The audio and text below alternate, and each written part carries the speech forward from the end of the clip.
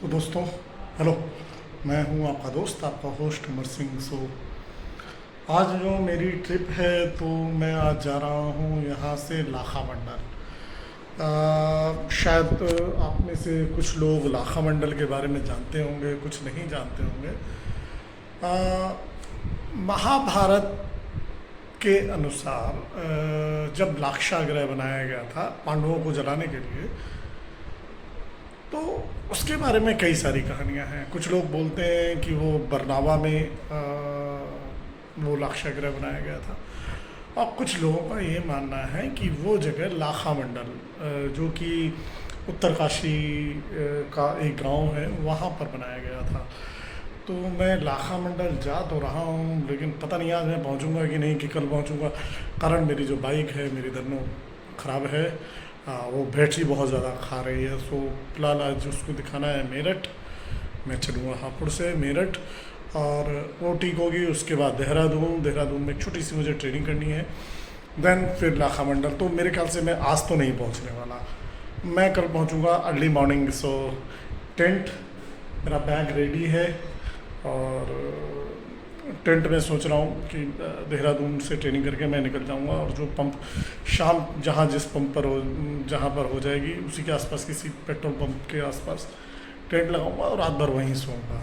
अच्छा, एक प्रॉब्लम और है मेरी, जो कोविड की जो रिपोर्ट है वो अब तक नहीं आई है। तो मैंने अभी तक देहरादून स्मार्ट सिटी पर भी रजिस्ट्रेशन नहीं किया है। उसके बिना मेरे को उत्तराखंड में घुसने नहीं देंगे वो। अब ये भी एक प्रॉब्लम है मेरे साथ।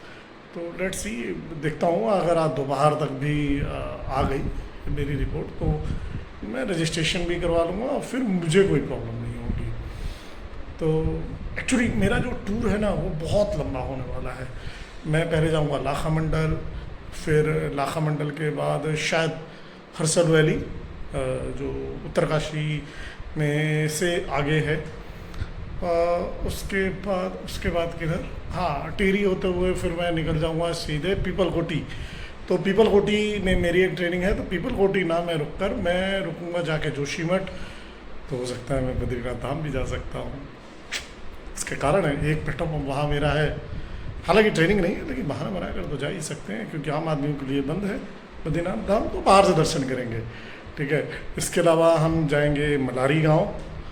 इसके बाद हम लोग चलेंगे नैनीताल, पिथौरागढ़। तो मैंने सोचा पिथौरागढ़ ना रुक के हम चलेंगे धारचूला। सो मलारी तो शायद ना जा पाऊँ मैं, मेरे पास इतना समय नहीं है, लेकिन नारायण आश्रम तक तो मैं ज़रूर जाऊँगा। और अगर समय मिला तो मलारी बाबा भी जा सकते हैं। और उसके बाद वापस कहाँ जाएंगे, हाँ यार, टनकपुर से कहाँ जाएंगे वो अभी सीक्रेट है, क्योंकि मैं नहीं चाहता हूँ, मैं किसी को सरप्राइज देने वाला हूँ, धमाके वाला। तो सरप्राइज जिसको मिलेगा उसको बहुत मज़ा आएगा। तो चलते हैं उत्तराखंड की यात्रा पे। रहिएगा मेरे साथ, देखते हैं पहुँचते हैं कि नहीं पहुँचते हैं, क्योंकि अभी मामला गड़बड़ है भाई, ठीक है। सो मज़े करिए मेरे राइड के साथ। मेरा वीडियो अच्छा लगे, लाइक, शेयर, कमेंट, सब्सक्राइब ज़रूर करिए। और मैंने करीब 2-3 महीने से मैं नहीं कर पाया, उसका कारण बहुत सारी फैमिली परिस्थितियाँ, मेरा खुद का स्वास्थ्य, कोविड। सो दोबारा स्टार्ट करते हैं अपनी जर्नी को। बाय। तो देखो, हमारी धनों पे काम होना स्टार्ट हो गया। तो बनना यामाहा, देखो अब कितना टाइम लगता है। और यहाँ से गाज़ियाबाद है, सॉरी गाज़ियाबाद नहीं, देहरादून है 180 किलोमीटर, 2-2.5 घंटे। दादा कर रहे हैं मेरी बाइक की सर्विस। ये तार देखिए शॉर्ट है, इसके कारण मेरी बाइक बैटरी भी रही। दादा, तो ये है प्रकाशेश्वर महादेव मंदिर, जो है मसूरी रोड पे देहरादून में। सो करीब देहरादून से करीब 8-9 किलोमीटर ऊपर जाकर है। और मज़े की बात यह है, इस मंदिर में बहुत सारे शिवलिंग्स हैं जो स्फटिक के बने हुए हैं। बड़ा खूबसूरत है। मेरे पास तो थोड़ा समय नहीं है, तो मैं आपको दिखा नहीं पाऊँगा, लेकिन प्लीज़ जब भी कभी देहरादून आइए तो ज़रूर आइए, देखिए। तो चलते हैं आगे को। मसूरी जाते समय खूबसूरत दृश्य देखे। देहरादून तो लंबा पूरा बंद है, तो इसलिए वहाँ कहीं गया ही नहीं। एक घड़ी है साहिब जाती है हमारे।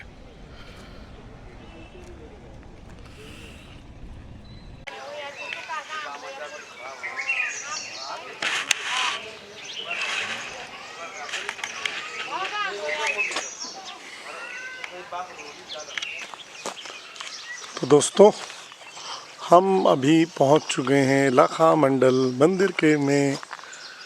तो मैंने अभी एक मैडम से बात की, बचन शर्मा, तो यहीं जॉन सार एरिया की रहने वाली हैं और लोगों के लिए एक एनजीओ चलाती हैं। तो उन्होंने मेरे को बताया कैसे कैसे आना है। तो बड़ी खूबसूरत जगह है, लेकिन इस जगह की एक खराबी, सारे घर बन गए हैं आसपास, या पुराने होंगे आई डोंट नो, लेकिन घर ना होता तो शायद ज़्यादा बेहतर लगता।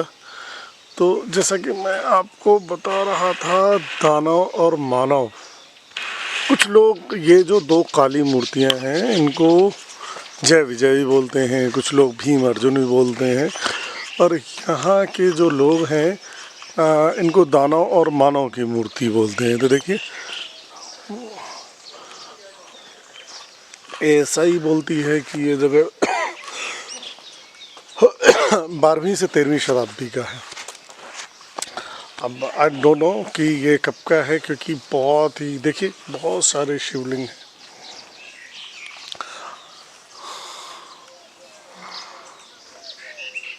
अच्छा, इसकी कहानी तो एक्चुअली क्या है वो मैं अभी थोड़ी देर में आपको बताऊंगा। सबसे पहले हम चलते हैं मंदिर के अंदर और पहले हम वो दर्शन करेंगे।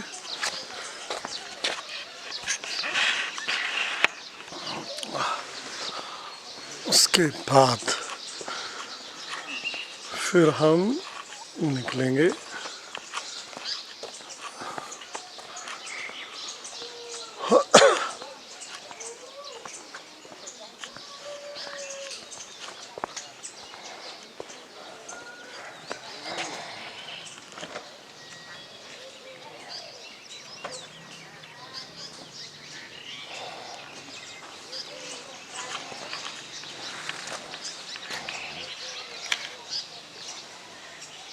दोस्तों। मैं अभी हूँ लाखा मंडल में। किंवदंतियों के अनुसार 2 लाक्षागृह के बारे में कहानी मिलती है। लाक्षागृह जहाँ पांडवों को जलाकर मारने की कोशिश की गई थी। ये देखिए, ये खूबसूरत सा मंदिर जो भगवान शिव जी को समर्पित है। शिवलिंग है, एक विशाल का शिवलिंग है, एक और शिवलिंग है। मुझे बहुत मज़ा आया। ये जगह है देहरादून से करीब 110 किलोमीटर दूर, ये ज़्यादा होगा शायद। और देखिए, वी शेप वैली बनाती है यमुना जी, खूबसूरत जगह है।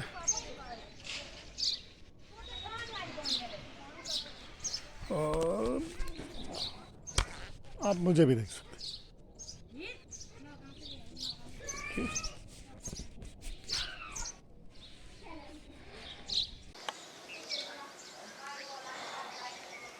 तो ये है लाखा मंडल का मुख्य मंदिर, और ये हैं जय और विजय की मूर्ति। कुछ लोग इनको भीम और अर्जुन की मूर्ति बोलते हैं, कुछ लोग इनको मानव और दानव की मूर्ति बोलते हैं। चलिए, जो भी है उस पर बात करेंगे। और ये एक विशाल का शिवलिंग, और ये है लाखा मंडल। देखिए कितने बड़े हैं ये।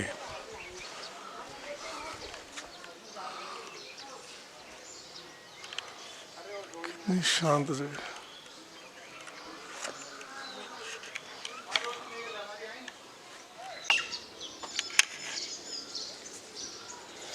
तो दोस्तों, तो जैसा कि मैंने अभी बताया आपको, मैं हूँ लाखा मंडल में।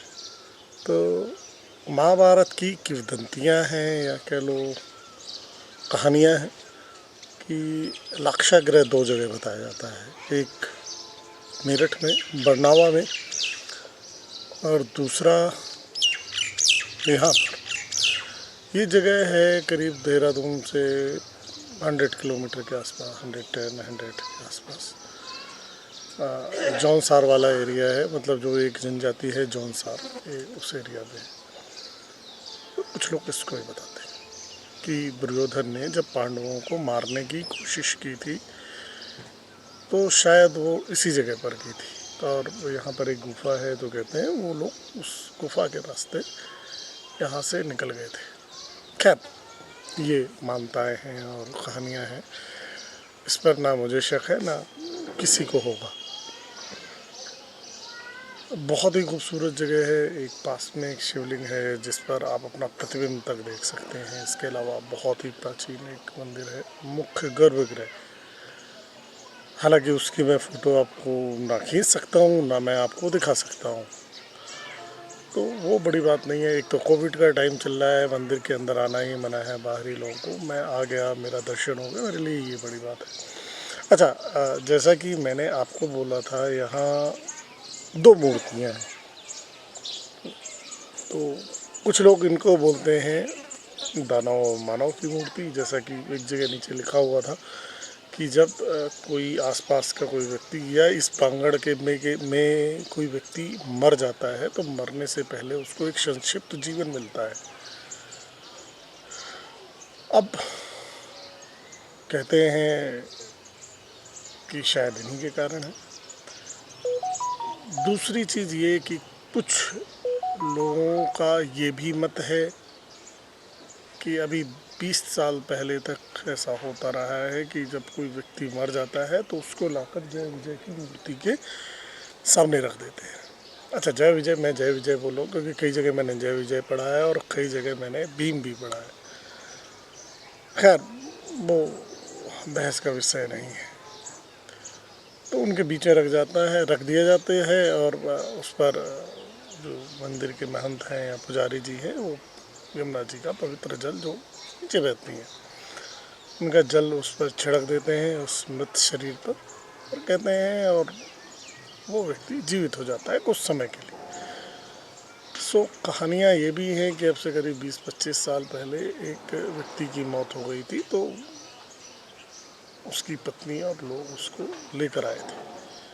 जब मृत शरीर को यहाँ रखा गया और जब वो जीवित हुआ कुछ समय के लिए तो उसकी पत्नी उसको लेकर जाने लगी। उस दिन के बाद से इस प्रथा को समाप्त कर दिया गया। वॉटएवर जो भी है, लेकिन ओवरऑल जगह बहुत खूबसूरत है। मुझे तो भाई बहुत अच्छा लगा।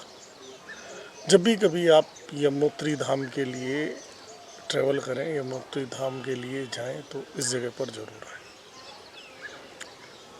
मुझे लगता है कि अब यमुनोत्री भी यहाँ से शायद 70 किलोमीटर के आसपास रह जाता है। आपका बहुत ज़्यादा टाइम भी नहीं लगना। मेन रास्ते से अंदर कटकर 5 किलोमीटर है, तो कोई भी आपको रास्ता बता देगा। आप बड़ा सा बोर्ड भी लगा हुआ है, तो कृपया करके ज़रूर आएँ। लोकल है, लोकल में वोकल। जब तक हम नहीं देखेंगे तब तक लोगों को पता कैसे चलेगा कि इतनी खूबसूरत जगह भी हैं यार। मतलब सिर्फ 4 धाम यात्रा के अलावा भी ऐसी बहुत सारी जगह है जहां हम आ सकते हैं। ठीक है, तो ज़रूर आइएगा। धन्यवाद। देखिए, मंदिर के दोगुना से शायद और भी यहाँ मंदिर रहे थे।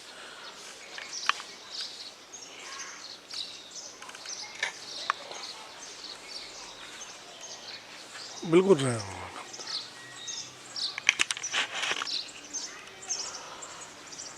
मुझे तो बहुत अच्छा लगा।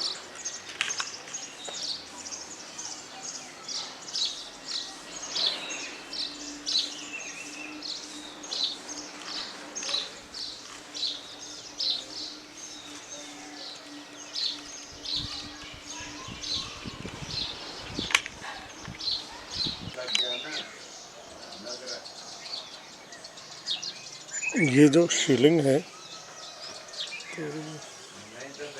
शिवलिंग की एक खासियत है कि इस पर जब आप जल डालते हैं तो आपको अपना पूरा प्रतिबिंब दिखता है। कहते हैं इस शिवलिंग की स्थापना स्वयं युधिष्ठिर ने की थी। लाक्षागृह में जलाने के बाद जब अज्ञातवास में थे तो वो एक बार फिर यहाँ आए थे, उन्होंने इस शिवलिंग की स्थापना की थी। अद्भुत शिवलिंग, तो बहुत ही अच्छा है, मुझे बड़ा अच्छा लगा यहाँ आके।